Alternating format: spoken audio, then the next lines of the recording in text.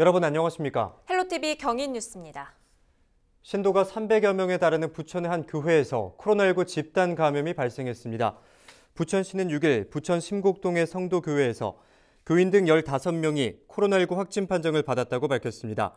지난 2일 해당 교회에 다니던 A씨가 첫 양성 판정을 받은 이후 신도 14명이 잇따라 추가 확진된 것으로 드러났습니다. 방역당국은 확진자들의 감염 경로와 추가 확진 발생 가능성을 조사하고 있습니다. 집단 감염이 발생한 계양구 요양병원에서 병상 이송을 기다리던 확진자 1명이 사망했습니다. 사망자는 신장투석 환자로 지난 2일 확진 판정을 받은 뒤 요양병원에서 코호트 격리 중이었는데요. 지난 5일 전담 병상을 배정받고 이송을 기다리던 중 사망했습니다. 계양구 요양병원 확진자는 6일 오후 5시 기준 전날보다 4명이 늘어난 57명인데요. 계양구는 요양병원 내 모든 확진자에 대한 이송 조치가 완료됐다고 밝혔습니다. 네, 김포 골드라인이 운행 도중 또 멈추는 일이 있었습니다. 지난 12월 운행 정지 사고 이후 한 달도 안 돼 벌어진 일인데요. 김포시가 직접 안전 문제를 챙기겠다고까지 했지만 반복된 사고에 승객들의 불안감도 큽니다. 열차 안전에 정말 빨간불이 들어온 건지 자세히 짚어보겠습니다. 이세진 기자와 함께합니다. 이 기자, 김포 골드라인 열차가 또 멈춰 섰습니다.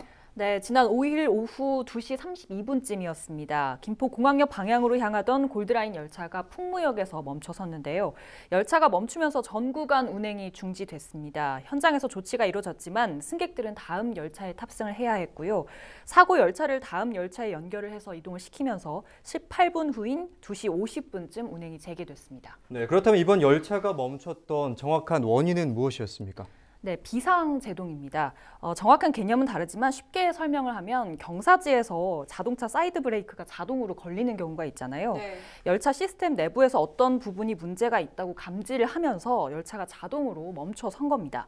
김포시는 이번에 문제가 된 부분이 장애물 감지 장치 관련 부품이었던 걸로 파악을 하고 있습니다. 부품은 교체 등을 거쳐서 개선 가능한 걸로 보고 있고요. 그러니까 이 부품 결함이 정차의 직접적인 원인은 아니지만 열차가 비상 제동을 하게 한 원인은 된 겁니다. 지난달 일어났던 사고도 이 비상제동 때문이었던 걸로 기억을 하는데 어떻습니까? 같은 이유였나요? 그건 아닙니다. 당시에는 열차 종합 제어 장치에 문제가 있었던 걸로 파악되고요. 비상 정차라는 점은 같았습니다. 비상 제동이라고는 하지만 이렇게 사고가 반복되면서 열차 자체에 결함이 있는 것 아니냐 이런 의문도 나오는데요. 지난번에는 복구까지 3시간 정도가 걸렸기 때문에 종합적인 사고 원인이나 결함 부분에 대해 국토부를 비롯한 철도 관계기관에서 구체적인 조사를 했습니다. 조사에 따라 향후 운영사의 추가 개선 조치 사항이 내려질 걸로 보이고요.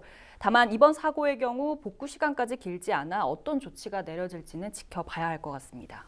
네, 이번 일이 있고 나서 골드라인 안전 문제는 김포시가 직접 챙기겠다 이렇게 약속을 했습니다. 네. 지난 사고 때는 안전 인력이 없어서 대응에 미흡했다 이런 평가를 받았는데 이번에는 좀 어땠습니까?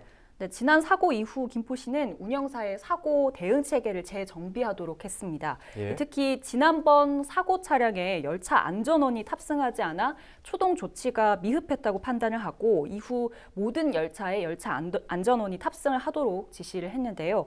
이번 사고 차량에도 열차 안전원이 탑승을 해 있었고 다음 열차에 승객들을 태워 다음 역에서 하차를 하도록 조치를 했지만 승객들은 열차와 승강장에서 시간을 보내면서 불편을 겪어야 했습니다. 네, 이 짧은 시간 안에 이렇게 사고가 반복되니까요. 이게 정말 괜찮은 건지 불안감이 계속 커지고 있거든요. 어떻습니까? 네, 아시다시피 김포도시철도는 무인 열차로 또 운행이 되고 있습니다. 네. 무인 열차는 인력이나 비용을 최소화하기 위한 선택이었겠지만 안전을 생각했을 때는 완벽한 무인 시스템을 갖춘다는 게 쉽지가 않은데요.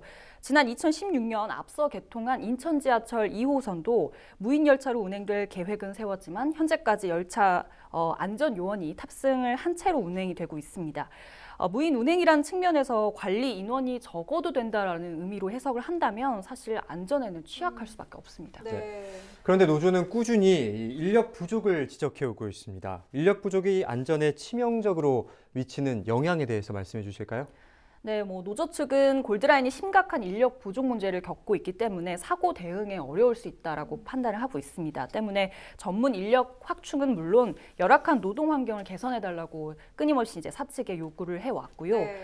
시민 안전과 결부가 된 사안이기 때문에 김포시 역시 운영사와 서울교통공사 측에 이런 내용들을 요구를 하고 있지만 근본적인 문제 해결은 되지 않고 있습니다. 때문에 김포시는 위탁 운영이 끝나는 2024년부터는 김포시가 직접 골드라인을 운영하는 방안을 추진을 하겠다라고 선언을 한 상태입니다. 더 큰 사고를 막으려면 아무래도 이제는 근본적인 문제를 들여봐야 할 때가 아닌가 싶습니다. 오늘 이야기는 이세진 기자와 함께 나눴습니다.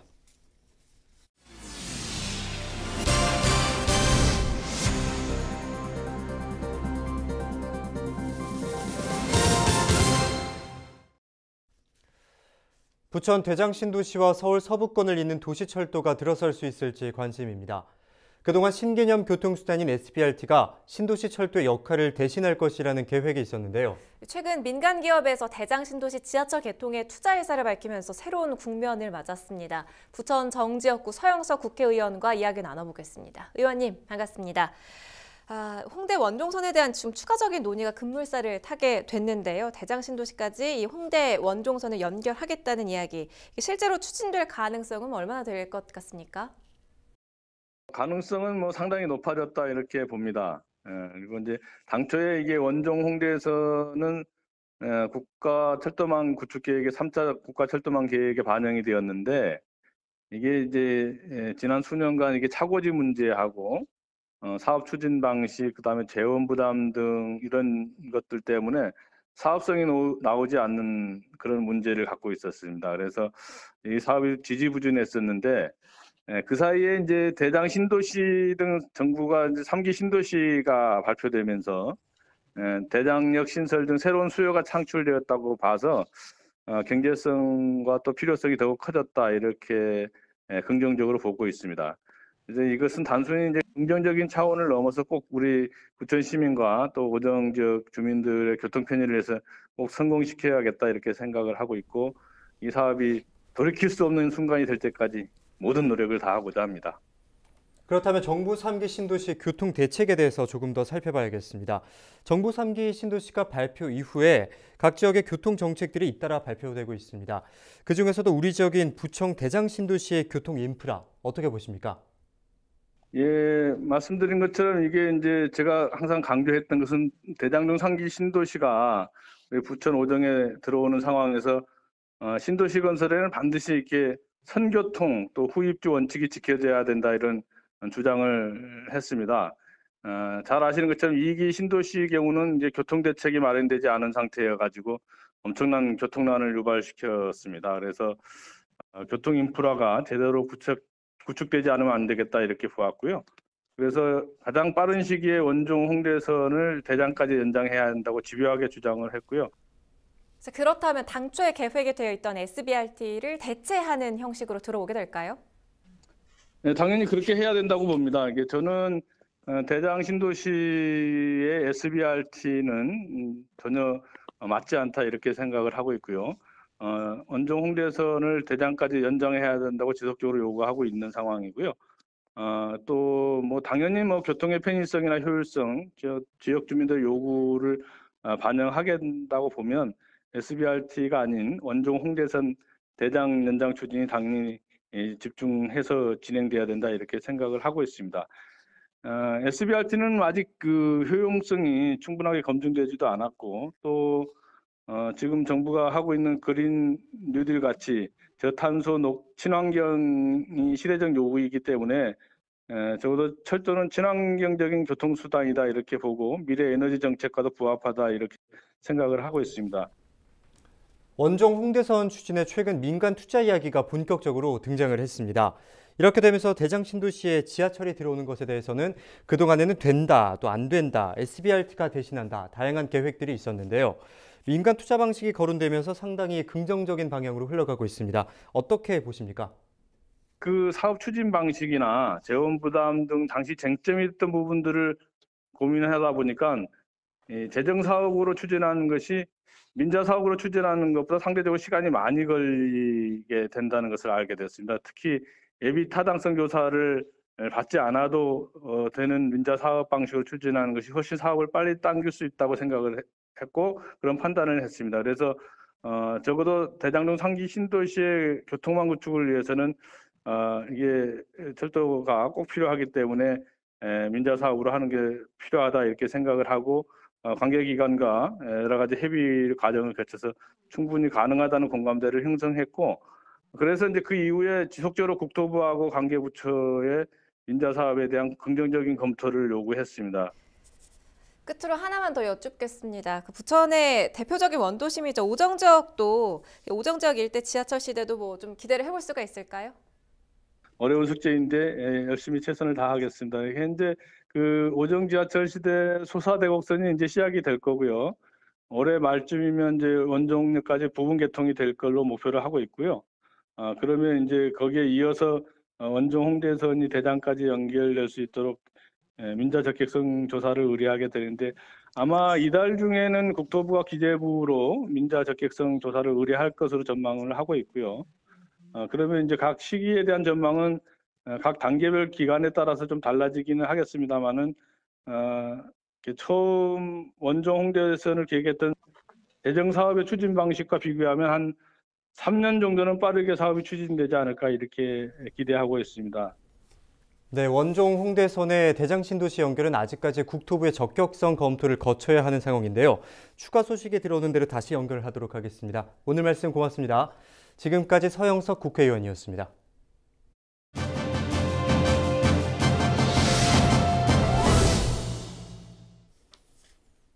네, 올겨울 최강 한파가 찾아왔는데요. 이번 강추위가 언제까지 이어질지 반기성 K웨더 예보센터장과 이야기 나눠보겠습니다. 센터장님 반갑습니다. 올겨울 최강 한파가 시작됐습니다. 수도권 기온이 얼마나 떨어졌습니까? 오늘부터 수도권 지역으로 영하 10도 이하의 추위가 시작됐는데요. 본격적인 맹추위는 내일부터입니다. 오늘 밤 수도권 지역으로 눈이 내린 다음 내일 새벽부터는 본격적으로 강력한 시베리아 고기압이 우리나라로 내려오면서 혹한을 끌고 내려오는데요. 내일 아침 서울은 영하 15도이지만 경기 북부 지방으로는 영하 20도 이하까지 떨어지겠고요. 모레는 이번 추위의 절정으로 서울은 영하 17도이지만 경기 북부 지방은 영하 23도까지 떨어지는 혹한을 보이겠습니다. 문제는 바람이 강하게 불면서 체감 온도는 더 떨어져 내일 수도권은 아침에는 영하 22도, 낮에도 영하 15도 이하의 맹추위가 있겠고요. 모레는 이것보다 더 체감 온도는 떨어질 것으로 예상이 됩니다. 수도권에 눈 소식도 있다고 앞서 말씀을 해주셨는데 얼마나 내릴 거라고 보십니까? 오늘 저녁부터 눈이 내리겠습니다. 경기 북부와 서울은 10시 8시 전후에 시작을 해서 자정 무렵까지 눈이 내리겠고요. 경기 남부는 오늘 밤 20시부터 내일 새벽 3시까지 눈이 내리겠습니다. 예상되는 적설량은 2에서 한 5cm 정도로 일부 지역은 대설주의보가 발령될 것으로 예상이 됩니다. 이번 눈은 바로 찬 공기가 남하고 있기 때문에 녹지 않고 얼어붙을 것으로 예상이 됩니다. 큰 길은 시에서 제설할 것으로 보이지만 이면도로라든가 비탈도로는 얼어붙어 매우 미끄러울 것으로 보이니까 교통안전이라든가 낙상에 유의하시기 바랍니다. 6일 밤부터 눈 소식도 있어서 대비를 좀 해주셔야겠고요. 이전에 생각해보면 3일은 춥고 4일은 따뜻했더니 사만사온 형태의 양상이었다면 이번에는 좀 달라진 것 같습니다. 연말부터 시작된 추위가 지금 한 열흘 가까이 진행되고 있는데 왜 그런 겁니까?